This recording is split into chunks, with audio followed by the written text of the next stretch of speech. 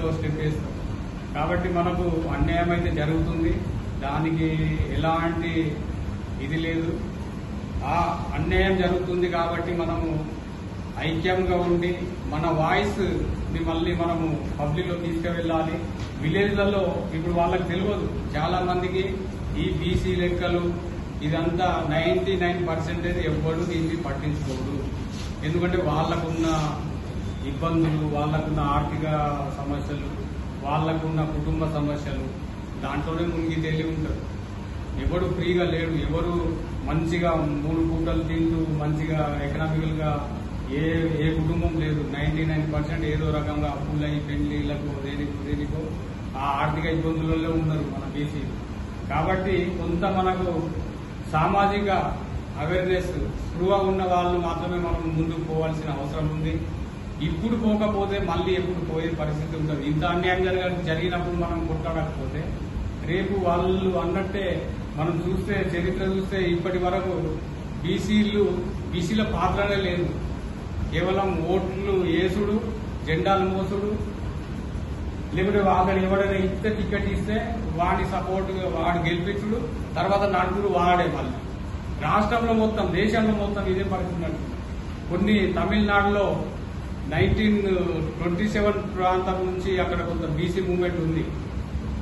అందుకు అక్కడ BC awareness ఉంది, బీసీల రాజ్యం నడుస్తుంది. అదేవిధంగా బీహార్లో, తర్వాత యూపీలో అంటే కొంత వాళ్ళు బీసీలుగా ఉద్యమం నడిపిల్లు ఆ ప్రాంతంలో.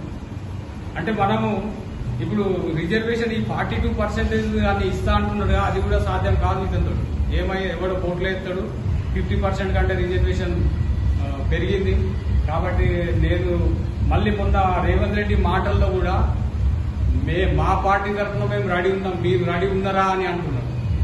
అంటే 42% ఇవ్వడం కోసం కాదు, ఇల్లీగల్ గా ఇప్పుడు 100% ఇవ్వచ్చు ఓడిపోయే అన్ని, కానీ మనకు లీగల్ గా ఉండాలి కదా. 42% రిజర్వేషన్ అంటే స్టేట్ లో ఎలక్షన్ కమిషన్ డిసైడ్ చేయాలి, ఫలానా ఎంపీటీ స్థానము, ఫలానా జెడ్పీటీ స్థానం బీసీకి రిజర్వ్ అయిందని ఎలక్షన్ కమిషన్ చెప్పాలి. కేసీఆర్ పార్టీ లేకుంటే కాంగ్రెస్ పార్టీ, బీజేపీ పార్టీ చెప్పుడు కాదు. లీగల్ గా ఉంటే మనకు లీగల్ గా వస్తుంది. ఇప్పుడు ఇతడు ఏమంటానంటే 42% మేము ఇస్తాం, మీరు ఇస్తారా, సిద్ధమా అంటే దాన్ని దాటేసింది. కాబట్టి మన ఉద్యమము తారాస్థాయికి పోతే తప్ప మన హక్కులు మనకు రావు. కొట్లాడితే ఏది కూడా రాదనేది అందరికి తెలిసిన విషయమే. కానీ మనం ఒకటే, సాధ్యమైనంత వరకు పార్టీలకు అతీతంగా బీసీల హక్కుల కోసం మనం పోరాటం చేస్తే తప్పకుండా ఈ రోజు లేకుంటే రేపు లేకుంటే ఎల్లుండి మనకు న్యాయం జరుగుతుంది. మరి ఆ న్యాయం జరగడం కోసం మళ్ళీ మనం ఉద్యమాన్ని మనం ఈ రోజే ఫస్ట్ కాబట్టి నెక్స్ట్ మీటింగ్ ఒకటి పెట్టి ఇంకా కొంత గ్యాదరింగ్ చేసి అవసరం వస్తే కౌటాల మండల్, దయగాం మండల్ ఒక్కొక్కటి మనం ఇక్కడ నుంచి అందరు వెళ్ళి అవసరం లేదు, 2-3 వెళ్ళి అక్కడ ఒక 20-30 మందిని జమ చేసి మనం డివైడ్ చేసుకుంటే వరకు కాగజ్నగర్, సిర్పూర్, దయగాం, బెజ్జు అందరూ మనము పోయే అవసరం లేదు. 2-3 పోయి ఒక మండలి తీసుకోవాలి. అంటే మనం ఇక్కడ ఏదో చిన్న పెద్దగా ఏం లేదు, ఒక కాన్సెప్ట్ ని మనం ముందుకు తీసుకెళ్తున్నాం. ఇది మనకే పనికి వస్తుందని కాదు, ఇవాళ చెట్టు పెడితే రేపు కాయలు రావచ్చు.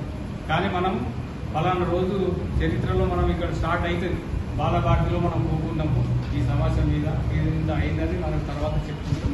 కాబట్టి ఈ కాన్సెప్ట్ బీసీ రాజ్యాధికారం కోసం, బీసీ హక్కుల కోసం మనం కొట్లాడాలి. మరి దీన్ని ముందుకు తీసుకోవాలి. కాబట్టి ఈరోజు ఇక్కడ ఉన్న రమేష్ గారు చాలా 4-5 రోజుల నుంచి తిప్పలు పడుతున్నాడు. మరి సక్సెస్ అయినట్టే, ఎందుకంటే ఇక్కడ వచ్చిన వాళ్ళేం చిన్న వాళ్ళేం కాదు, ఎందరినో రియాక్ట్ చేసేవాళ్ళు. కాబట్టి మరి ఈ అవకాశం ఇచ్చిన పెద్దలందరికీ జై బీసీ, జై బీసీ.